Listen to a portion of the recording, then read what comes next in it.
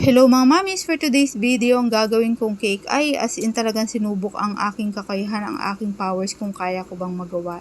So rush order nga to, in-accept ko. Bali returning client siya. Mga past 12 siya siguro nagsabi na magpapagawa siya ng rush order ngayon.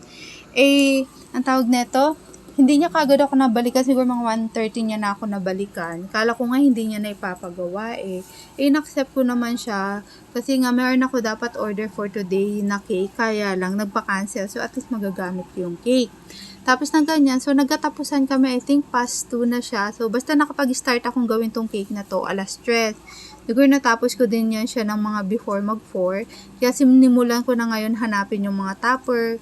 Tapos nilayout ko na yan siya. Siguro mga 30 minutes din halos ang ginugol ko sa paghanap ng topper na yun, na almost similar doon sa inspo na binigay ni customer. Bali, itong cake kasi na to, parang combination siya ng team yung basketball, tapos doctor yung celebrant, something ganun. So, hahanapin ko yung mga topper na yun na related or medyo similar doon.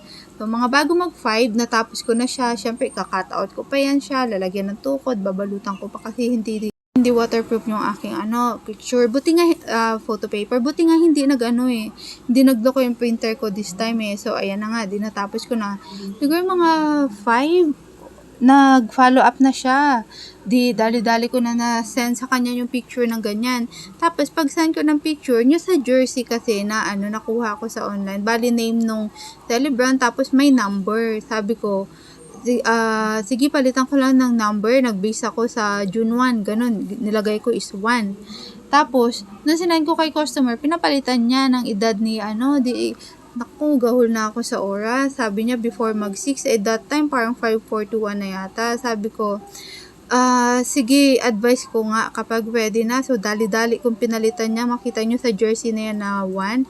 So, imagine nyo na nag-layout ulit ako, prinin ko, buti hindi nagloko yung printer ko. Tapos na ganyan, nag-layout pa lang yan ako, nandyan na, nag-book na si customer. Hindi ko na kasi natignan yung cellphone ko, and hindi niya na ako naintay. Talagang gabi, nandyan na si pipick up, naggugupit, nagle-layout pa ako, inaayos ko pa. And then, ang gusto ni customer, nakalagay na itong mga topper na i-deliver. So, hindi siya yung, nakatanggal pa yung topper bago i-deliver. At least, mas mabilis ko i-box. Kapag ganyan kasi nakalagay na yung ganyan, dapat ibabalutan ko pa ng cello sheet, lalagyan ko pa siya ng cake post. Pagtingin ko ngayon sa cake post ko, isa na lang. My goodness, talaga naman, pag ganyan talaga, hindi natin minsan na anticipate na yung mga natin ay kulang-kulang pala. So, ginawan ko lang ng paraan, hinati ko sa gitna yung cake post ko. Basta in short, para maging 4 siya. Buti na lang talaga kahit na rush kinaya naman ang power. So, yun lang mga mami. Salamat sa inyo. Paalam. Ciao.